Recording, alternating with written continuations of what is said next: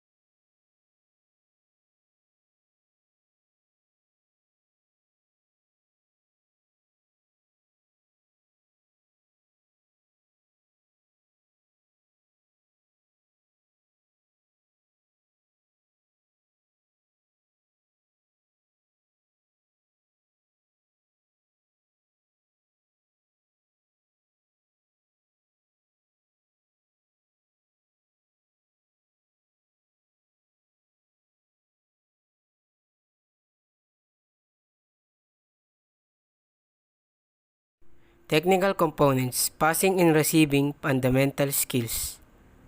Bounce pass, push pass, chest pass, and overhead pass.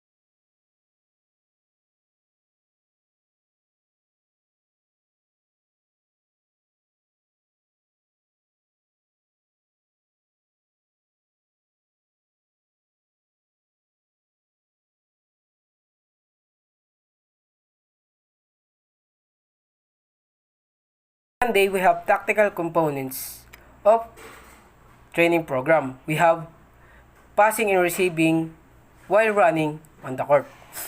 Why? Why it is the tactical components for Monday? Because it helps them to improve their skills in terms of passing and receiving from their teammates. And it improves their synchronization and coordination, while at the same time it improves their endurance because they are running through the court, and it helps them when it comes to actual gameplay. Psychological components, we have feedback. When we do this exercise, always give it your all because hard work and prayer are keys to victory in every life fight. I gave this feedback to my students because I want to motivate them to work hard and give their all and give their best in practice. Why? Because when you do hard work in practice, you can do better in actual game.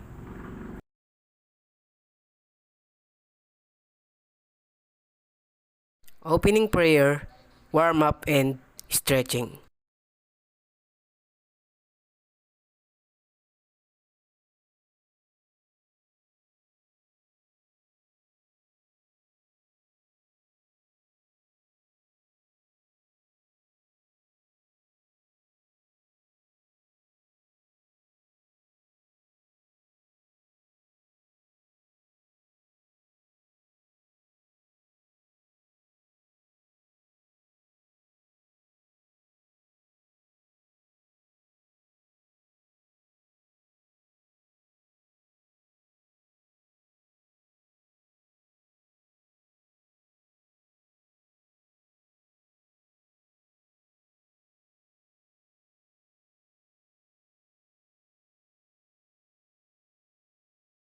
Technical components, dribbling fundamental skills.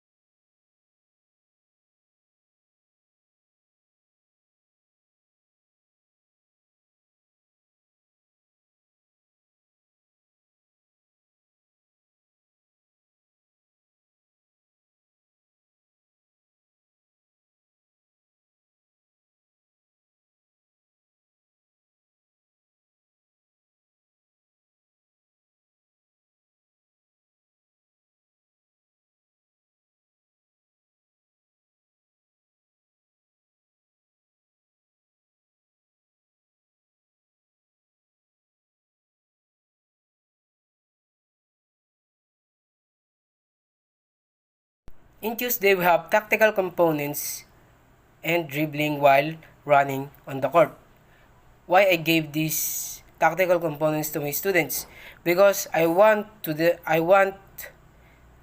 them to improve their dribbling skills while running on the court, and at the same time, I want to improve their endurance and be useful while on the game or while they are in actual game. Dribbling and running can improve your endurance and your flexibility.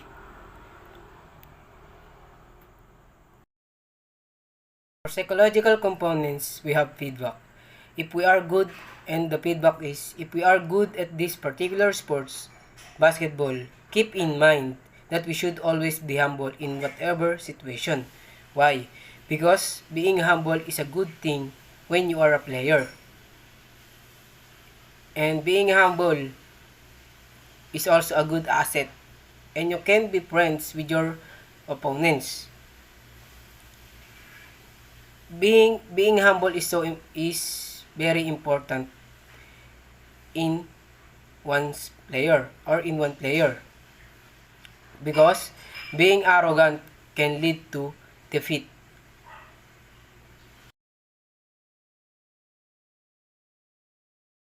Opening prayer and warm up and stretching.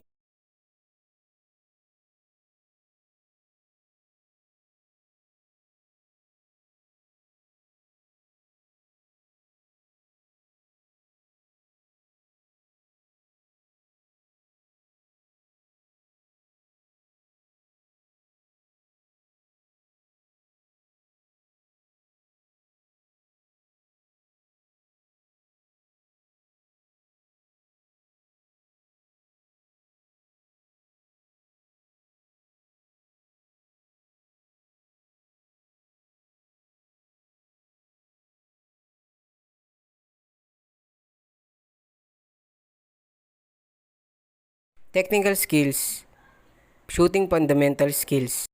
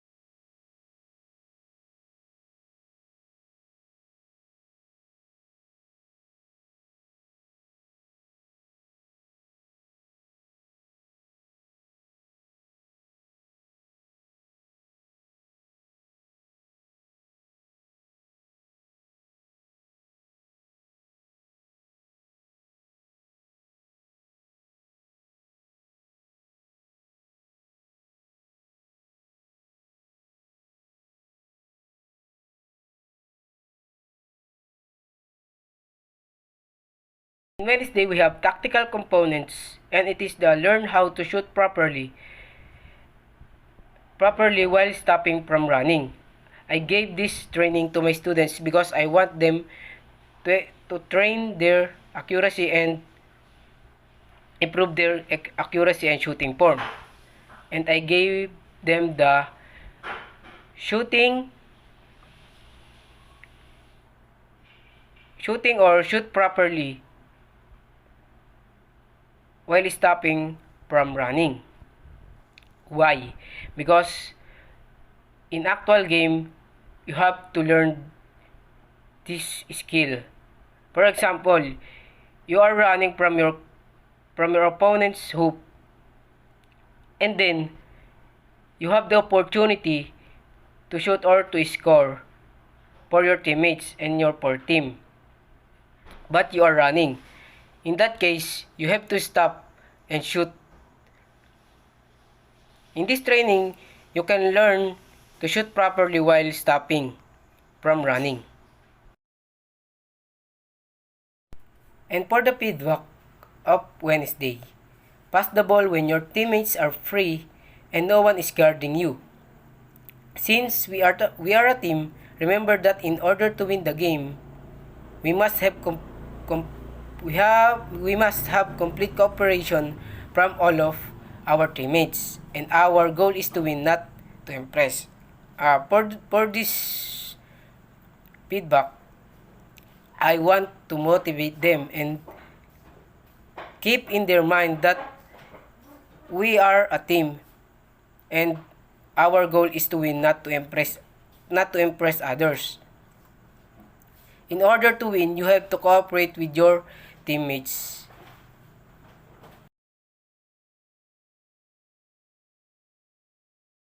Opening prayer and warm up and stretching.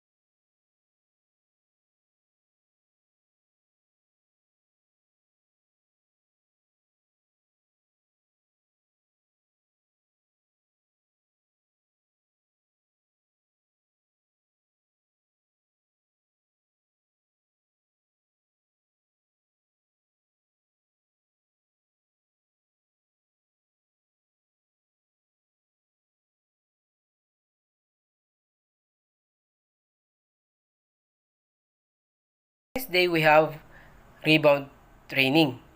And for the tactical components, learning and practice on how to do offensive and defensive rebound. Why? Because having offensive and defensive rebound skills, you can make opportunity for your teammates to score and win the game. The psychological components, we have brainstorming. Trainees and coaches discuss how to improve the situation and share ideas. With this brainstorming, we can share our ideas with our students and coaches. Because of that, we can come up to interesting ideas and produce or formulate a strategical plan to win a game.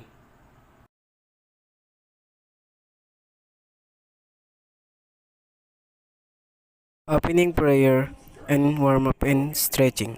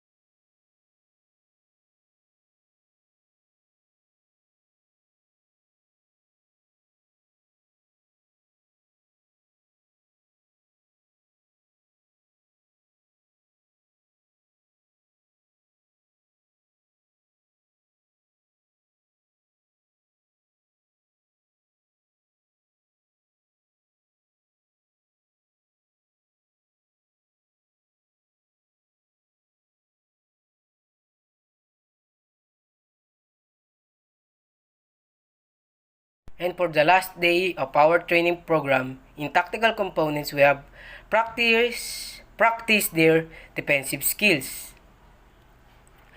I gave them, or I want them to do a defense and improve their defensive skills, just like defensive stance and blocking the enemy or the opponents.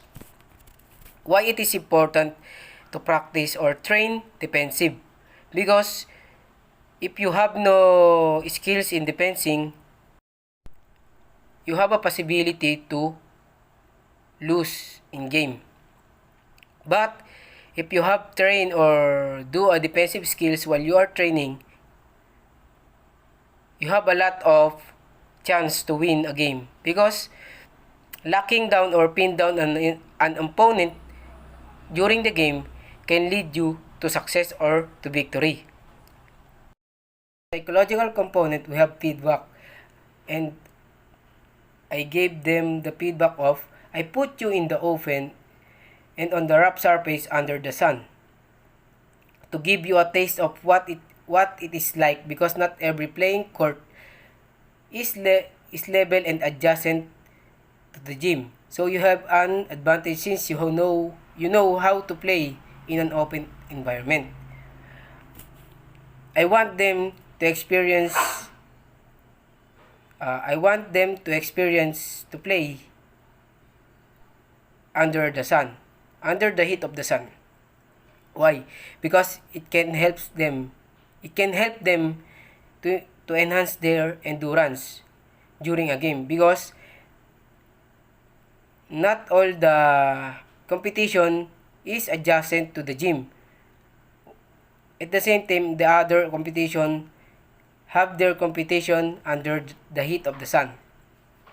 And if they train hard and experience to play under the sun, they have a huge advantage, because